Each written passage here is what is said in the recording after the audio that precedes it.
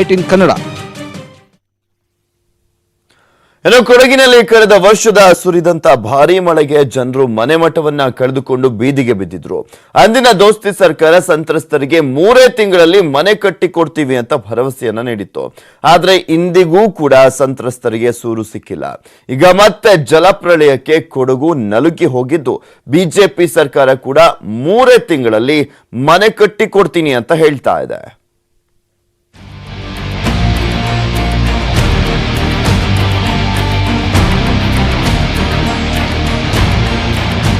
ಕಳೆದ ವರ್ಷ ಕೊಡಗಿನಲ್ಲಿ ಸುರಿದ ರಣಭೀಕರ ಮಳೆ, ಭೂಕುಸಿತ, ಪ್ರವಾಹಕ್ಕೆ ಜನರು ಕಂಗಾಲಾಗಿದ್ರು.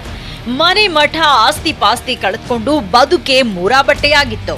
ಅಂದಿನ ದೋಸ್ತಿ ಸರ್ಕಾರದ ಸಿಎಂ ಕುಮಾರಸ್ವಾಮಿ ಸೇರಿದಂತೆ ಸಚಿವರೆಲ್ಲ ಪ್ರವಾಹ ಪೀಡಿತ ಪ್ರದೇಶಗಳಿಗೆ ಭೇಟಿ ನೀಡಿ ಸಂತ್ರಸ್ತರಿಗೆ 3 ತಿಂಗಳಲ್ಲಿ ಸೂರು ನಿರ್ಮಿಸಿಕೊಡ್ತೀವಿ ಅಂತ ಅಭಯ ನೀಡಿದ್ರು. ಈಗಾಗಲೇ ಮನೆಗಳು ಕಂಪ್ಲೀಟ್ ಆಗುವಂತ ಹಂತದಲ್ಲಿ ನೀವು ಹೋಗಿ ನೋಡಿದ್ರೆ ಗೊತ್ತಾಗುತ್ತೆ. ಬಂದಿದೆ.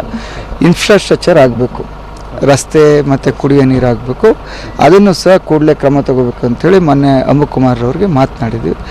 ಮಳೆ ಕಂಟಿನ್ಯೂಸ್ ಆಗಿ ಬೀಳೋಷ್ಟು ಅಲ್ಲಿ ಮನೆಗಳನ್ನ ಕೊಡುವಂಥ ವ್ಯವಸ್ಥೆಯನ್ನು ಮಾಡ್ತೀವಿ.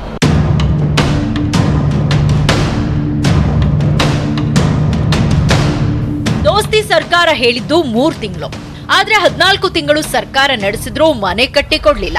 ನಿರಾಶ್ರಿತರಿಗೆ ಇನ್ನೂ ಸಹ ಸೂರು ಸಿಕ್ಕಿಲ್ಲ. 16 ಮತ್ತು 17ರಂದು ಆದ ಅನಾಹುತ, ಆ ಸಂದರ್ಭದಲ್ಲಿ ನಮ್ಮ ರಾಜ್ಯದ ಜವಾಬ್ದಾರಿ, ಅದು ವಿಶೇಷವಾಗಿ ಕೊಡಗಿನ ಜವಾಬ್ದಾರಿ ಹೊತ್ತಿರುವಂಥ ಮಾನ್ಯ ಸಾರಾ ಮಹೇಶ್ವರವರು ಬಂದು ನಮಗೆಲ್ಲ ಯಾರು ಸಂತ್ರಸ್ತರಿದ್ದಾರೆ ಅವರಿಗೂ ಮತ್ತು ಇಲ್ಲಿನ ಸ್ಥಳೀಯರಿಗೆ ಒಂದು ಭರವಸೆಯನ್ನು ಕೊಟ್ಟು ಹೋಗಿದ್ರು. ಇನ್ನು ಕೇವಲ 3 ತಿಂಗಳಲ್ಲಿ ನಿಮಗೆ ರಿಹ್ಯಾಬಿಟೇಷನ್ ಪುನರ್ವಸತಿ ವ್ಯವಸ್ಥೆ ಮಾಡ್ತೇವೆ, ಮನೆ ಕಟ್ಟಿಕೊಡ್ತೇವೆ ಅನ್ನೋ ಭರವಸೆಯನ್ನು ಆಗ ಕೊಟ್ಟು ಹೋಗಿದ್ರು. ನಮ್ಮ ಸುರೇಶ್ ಕುಮಾರ್ ಅವರು ಕೊಡಗಿನ ಜವಾಬ್ದಾರಿ ತಗೊಂಡು ಬಂದು ಅವರು ಮತ್ತೆ 3 ತಿಂಗಳಲ್ಲಿ ನಾವೆಲ್ಲವನ್ನು ಸರಿ ಮಾಡ್ತೇವೆ ಅನ್ನುವ ಭರವಸೆಯನ್ನು ಕೊಟ್ಟು ಹೋಗಿದ್ದಾರೆ. ನಾವು ಈಗ ಕೊಡಗಿನ ಜನ ಬರೀ ಭರವಸೆಯಲ್ಲೇ ಕಾಲ ಕಳೆಯುವಂಥ ಪರಿಸ್ಥಿತಿ ನಿರ್ಮಾಣ ಆಗಿದೆ.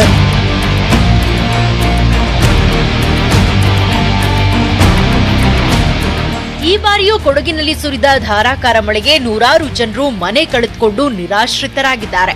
ಯಡಿಯೂರಪ್ಪ ನೇತೃತ್ವದಲ್ಲಿ ಬಿಜೆಪಿ ಸರ್ಕಾರ ಅಧಿಕಾರದಲ್ಲಿದ್ದು, ನೂತನ ಸಚಿವ ಸುರೇಶ್ ಕುಮಾರ್ ಜಂಬೂರ್, ಕರ್ಣಂಗೇರಿಗಳಿಗೆ ಭೇಟಿ ನೀಡಿ ಪರಿಶೀಲನೆ ನಡೆಸಿದ್ದಾರೆ.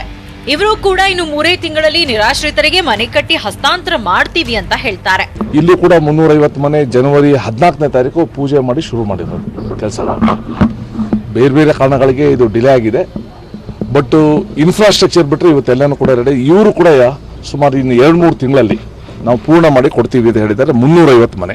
ನನಗನ್ಸುತ್ತೆ ಇಷ್ಟು ಸಾಲ ಕೊಡಬೇಕಾಯಿತು. ನಾವು ವಿಶೇಷವಾಗಿ ಸಂತ್ರಸ್ತರಾಗಿ ಸ್ವಂತ ಮನೆ ಕಳ್ಕೊಂಡು ಬಾಡಿಗೆ ಕೊಟ್ಟು ಕಟ್ಟಕ್ಕಾಗದೆ ಕೊಡಬೇಕಾಯಿತು. ಸ್ವಲ್ಪ ವಿಳಂಬ ಆಗಿದೆ. ಇನ್ನೂ ಹೆಚ್ಚು ವಿಳಂಬ ಮಾಡ್ದೇನೆ ಇದನ್ನು ಚುರುಕುಗೊಳಿಸಿ ಇದನ್ನು ಕೂಡ ಬೇಗ ಇದನ್ನು ಮುಗಿಸ್ಲಿಕ್ಕೆ ನಾವು ಕ್ರಮ ತಗೊಳ್ತೀವಿ. ಬಂದ ಹೊಸ ಸರ್ಕಾರಗಳೆಲ್ಲ 3 ತಿಂಗಳಲ್ಲಿ ಮನೆ ಕಟ್ಕೊಡ್ತೇವೆ ಅಂತಾರೆ.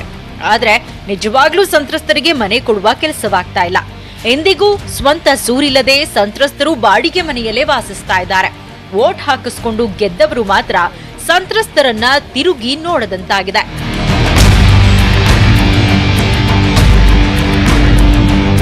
ರವಿ ಎಸ್ ಹಳ್ಳಿ, ನ್ಯೂಸ್ 18 ಕನ್ನಡ, ಕೊಡಗು.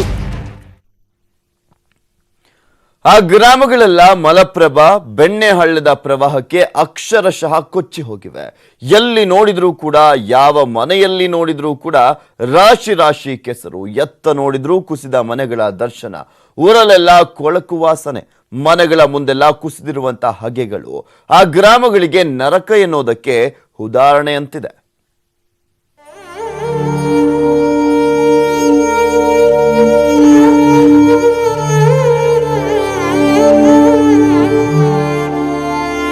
ಪ್ರವಾಹಕ್ಕೆ ನಲುಗಿ ಅಕ್ಷರಶಃ ಸ್ಮಶಾನದಂತಾಗಿರೋ ಗ್ರಾಮ. ಎತ್ತ ನೋಡಿದ್ರೂ ಕುಸಿದ ಮನೆಗಳು. ಊರೆಲ್ಲ ಕೊಳಕು ವಾಸನೆ.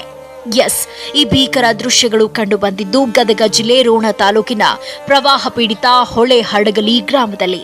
15 ದಿನದ ಹಿಂದಷ್ಟೇ ಜನರು ಓಡಾಡ್ಕೊಂಡಿದ್ದ ಈ ಗ್ರಾಮದಲ್ಲಿ ಈಗ ಸ್ಮಶಾನ ಮೌನ.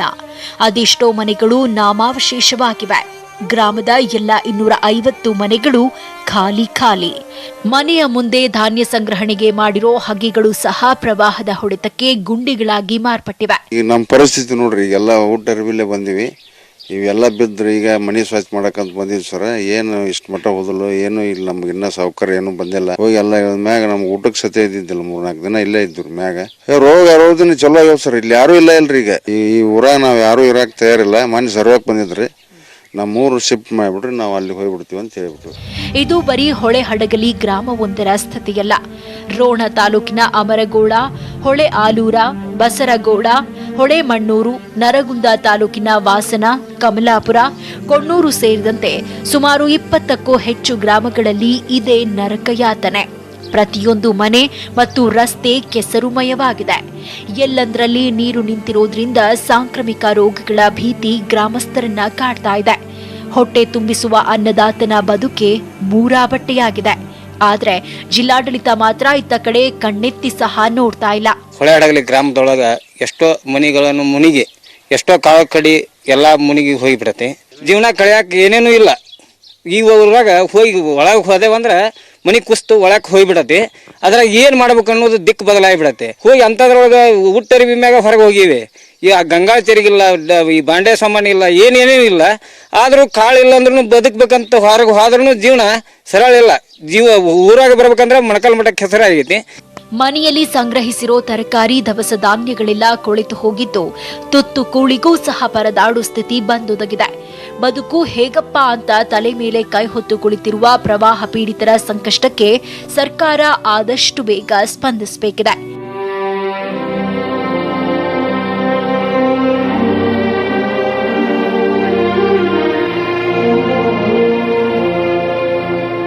ಸಂತೋಷ್ ಕೊಣ್ಣೂರ, ನ್ಯೂಸ್ 18 ಕನ್ನಡ, ಗದಗ. ಉತ್ತರ ಕರ್ನಾಟಕ ಅಕ್ಷರಶಃ ಈಗ ನರಕ. ಜನ ತಮ್ಮ ಬದುಕನ್ನ ಮತ್ತೆ ಕಟ್ಟಿಕೊಳ್ಳೋಕೆ ಪರದಾಡ್ತಾ ಇದ್ದಾರೆ. ಮನೆ ಮಠ ಕಳೆದುಕೊಂಡವರಿಗೆ ಇಡೀ ಕರುನಾಡು ನೆರವಾಗಿ ನಿಂತಿದೆ. ಗಡಿ ಜಿಲ್ಲೆ ಚಾಮರಾಜನಗರದಲ್ಲಿ ಬರೋಬ್ಬರಿ 1 ಲಕ್ಷ ಚಪಾತಿ ತಯಾರಾಗಿದೆ. ಇದರ ಜೊತೆ ಅಗತ್ಯ ವಸ್ತುಗಳನ್ನ ಸಂತ್ರಸ್ತರಿಗೆ ನೀಡಲು ಖುದ್ದಾಗಿ ಸಂಘ ಸಂಸ್ಥೆಗಳು ಹೊರಟು ನಿಂತಿವೆ.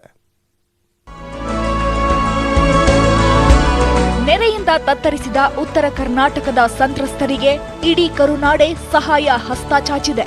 ನೆರೆ ಸಂತ್ರಸ್ತರ ಹಸಿವು ನೀಗಿಸಲು ಯಳಂದೂರು ತಾಲೂಕಿನ ಡಿ ಕಂದಹಳ್ಳಿ ಗ್ರಾಮಸ್ಥರು 15,000 ಚಪಾತಿ ತಯಾರಿಸಿ ಕಳುಹಿಸಿದ್ರು. ಇದರ ಬೆನ್ನಲ್ಲೇ ಚಾಮರಾಜನಗರದ ಜನರು 1 ಲಕ್ಷದಷ್ಟು ಒಣ ಚಪಾತಿಗಳನ್ನು ಕಳುಹಿಸಲು ಮುಂದಾಗಿದ್ದಾರೆ.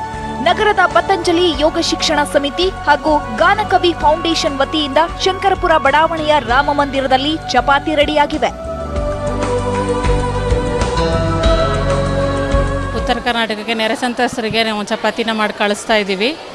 ಇದನ್ನು ಶುದ್ಧವಾದ ನೀರಲ್ಲಿ ಕಲಸಿ ಮಾಡಿರೋದು, ಯಾವುದೇ ರೀತಿ ಎಣ್ಣೆ ಆಗಲಿ ಆಯಿಲ್ ಆಗಲಿ ಯಾವುದೂ ಮಿಕ್ಸ್ ಮಾಡಿಲ್ಲ. ಮತ್ತು ಅದನ್ನು ಮಾಡಿ ಬೇಯಿಸಿ ಅದನ್ನು ಒಣಗಿಸಿ ಸಿಲ್ವರ್ ಫೇರ್ ಪೇಪರಿಂದ ಮಾಡಿ ಹಾಕ್ತಾ ಇದ್ದೀವಿ. ಅದರಿಂದ ಅದು 10-15 ದಿವಸದಿಂದ ಏನೂ ಕೆಡಲ್ಲ, ಇಡ್ಬೋದು ಅಲ್ಲಿವರೆಗೆ. ಸೊ ಇಂಥ ಸಂದರ್ಭದಲ್ಲಿ ಅಲ್ಲಿನ ಜನತೆಗೆ ನಾವು ಅಂದರೆ ಚಾಮರಾಜ ಜಿಲ್ಲಾ ಜನತೆ ಕೂಡ ನಿಮ್ಮೊಂದಿಗಿದ್ದೇವೆ ಎಂಬ ಅಭಿಯಾನದೊಂದಿಗೆ 1 ಲಕ್ಷ ಚಪಾತಿಗಳನ್ನ ತಯಾರಿಸಿ ಅಲ್ಲಿನ ಜನತೆಗೆ ನಾವು ಕೊಡಬೇಕಂತ ತೀರ್ಮಾನಿಸಿ ಕಳೆದ 3-4 ದಿನದಿಂದ ನಾವು ಇಲ್ಲಿ ಶ್ರೀ ರಾಮ ಮಂದಿರದಲ್ಲಿ, ಚಾಮರಾಜನಗರ ರಾಮ ಮಂದಿರದಲ್ಲಿ ನಾವು ಅದನ್ನು ತಯಾರಿಸ್ತಾ ಇದ್ದೀವಿ. ಇನ್ನೊಂದೆಡೆ ಚಾಮರಾಜನಗರ ವರ್ತಕರ ಸಂಘದಿಂದ ಪಂಚೆ, ಶರ್ಟ್, ಸೀರೆ, ಟವೆಲ್, ಸೋಪ್ ಸೇರಿದಂತೆ ಅಗತ್ಯ ವಸ್ತುಗಳನ್ನು ಒಳಗೊಂಡ ಸುಮಾರು 2,500 ಕಿಟ್ಗಳನ್ನು ಸಹ ನೀಡಲಾಗುತ್ತಿದೆ. ಅವ್ರಿಗೆ ಮುಂದಕ್ಕೆ ಉಪಯೋಗ ಆಗೋದು. ಈಗ ಮನೆ ಮಠ ಕಳ್ಕೊಂಡಿದ್ದಾರೆ ಬಹಳಷ್ಟು ಮಂದಿ. ಅವ್ರಿಗೆ ಏನೂ ಇರೋದಿಲ್ಲ, ಮನೆಯಲ್ಲಿ ಎಲ್ಲ ಕಳೆದೋಗಿದೆ, ಎಲ್ಲ ನೆರೆಯಲ್ಲಿ ಎಲ್ಲ ಕೊಚ್ಕೊಂಡು ಹೋಗಿದೆ. ಹಾಗಾಗಿ ಪರಿಹಾರ ರೂಪದಲ್ಲಿ ನಾವು ಬಟ್ಟೆಗಳನ್ನ ಕೊಡೋಣ, ದಿನೋಪಯೋಗಿ ವಸ್ತುಗಳನ್ನ ಕೊಡೋಣ ಅನ್ನೋ ಒಂದು ಯೋಚನೆ ಮಾಡಿ ಬಟ್ಟೆಗಳು ಹೆಂಗಸರು ಮಕ್ಕಳು ಎಲ್ಲರಿಗೂ ಸೇರಿ, ಗಂಡಸರು ಹೆಂಗಸರು ಮಕ್ಕಳು ಎಲ್ಲರಿಗೂ 1 ಲಕ್ಷ ಚಪಾತಿ ಹಾಗೂ ಅಗತ್ಯ ವಸ್ತುಗಳ ಕಿಟ್ಗಳನ್ನು ಇಂದು ಪ್ರವಾಹ ಪೀಡಿತ ಜಿಲ್ಲೆಗಳಿಗೆ ರವಾನಿಸಲು ಸಿದ್ಧತೆ ಮಾಡಲಾಗಿದೆ. SM Nandish, news 18 Kannada, Chamarajanagar.